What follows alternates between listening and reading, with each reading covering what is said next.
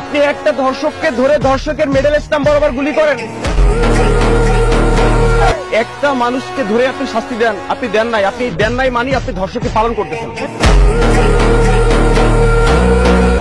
3-4 দিনের ভিতরে অনেক ধর্ষণ হয়েছে আমার দেশে, আপনি একটা ধর্ষককে ধরতে পারলেন না।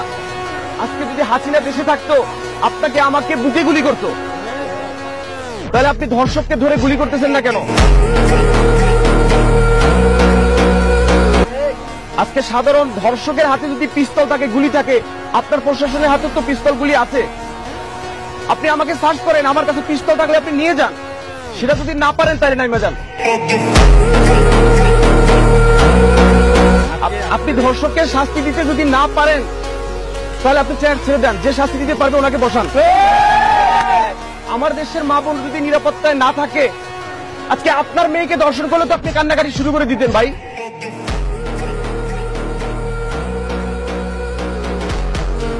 তাহলে আমার দেশের অন্য মেয়েরা যে ধর্ষিত হয় এটার কি কোনো মূল্য নাই? তাদের মান সম্মান নাই? তাহলে আপনি খুঁজতেছেন না কেন? আপনি একটা ধর্ষককে ধরে পিলারে টানাচ্ছেন না কেন?